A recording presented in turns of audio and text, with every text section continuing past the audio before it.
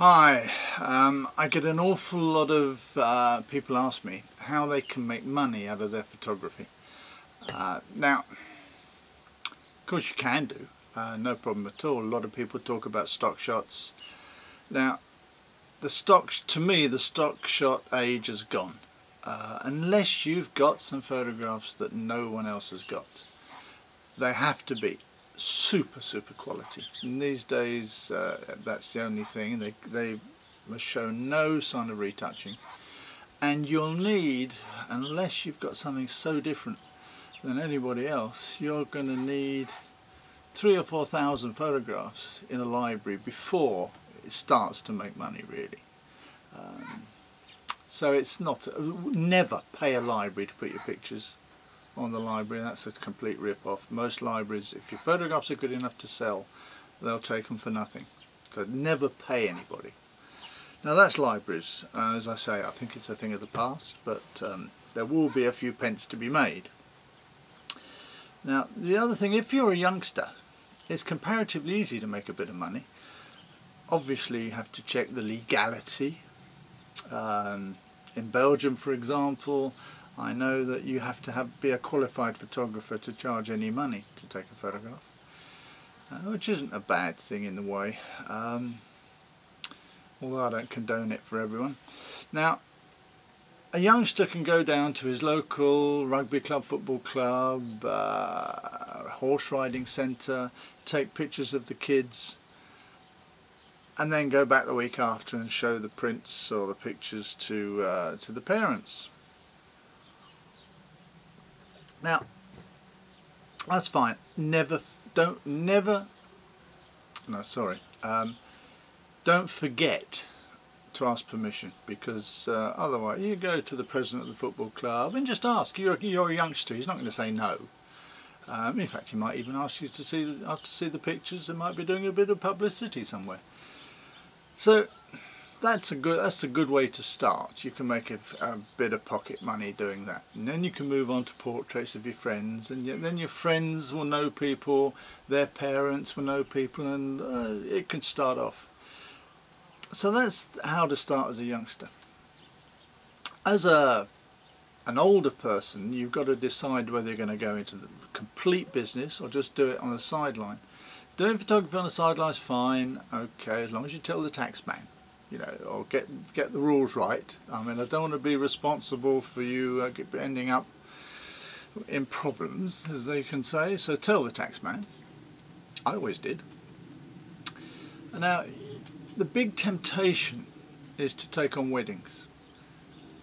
I've got rules. I mean, I don't do weddings anymore, but when I did, I would never do a wedding for a friend. I actually didn't even do my sister's wedding, for the reason that it puts too much pressure on you. You have to, if you're photographing a wedding, produce results that are at least average, because in a law court it can get very expensive.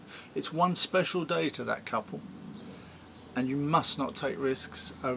A reputation is very difficult to get, a good reputation, but a bad reputation like that, and it's very difficult getting rid of a bad reputation. So make sure you make that real effort, and make sure you've got backup equipment.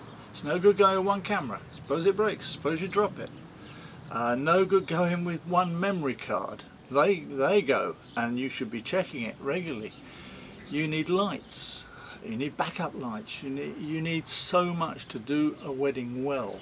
Don't even try it unless you know 100% how to do it. A lot of good photographers do weddings and charge a lot of money for weddings, and that's for a reason. They're super well equipped. They've got super experience, lots of experience. So anyway, that's weddings to one side. Don't forget insurance. Just supposing something happens, your tripod falls on a child's foot, breaks his foot, you've got to be insured to do a wedding. You've got to be insured to photograph anything if you're making money from it. So you move on to portraits. Now, portraits is the easy way, because if you do super portraits, you'll find that they work somewhere. your subjects work somewhere, or at least know someone who employs a photographer to do odd things in business. So it's like a piece of snow as you're rolling down a hill. It gets bigger and bigger and bigger, and one thing leads to another, as long as your pictures are super.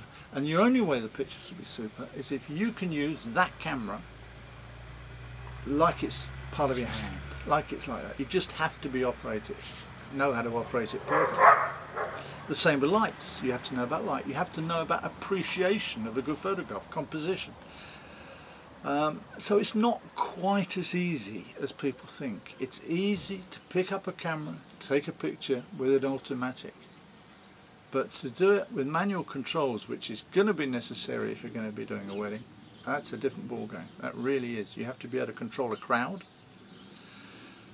Lots of things. You have to know an awful lot. It's all right to say, oh yeah, but I'm only going to do candid photographs. I'm going to do a wedding in a different way. But believe me, it's not that easy.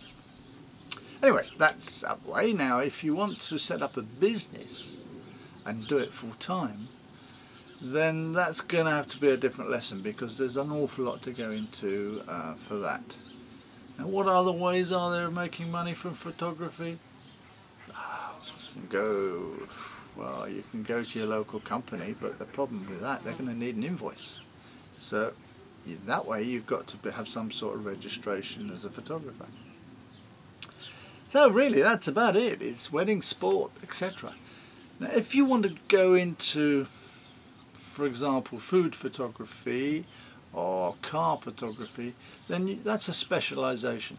And if I were you, I would do what I did, which is only show people those pictures. Don't start showing them pictures of food, cars, portraits, weddings. You won't be taken seriously. There's an expression, isn't there, which is jack of all trades and master of none. Well, that applies to an awful lot of photographers, and it's a big problem. But anyway, I hope that's sort of given you an idea on how to start as a photographer. Don't bear in mind that, sorry, a couple of cyclists going past. Now, bear in mind that you must tell the taxman. I always did. Bye.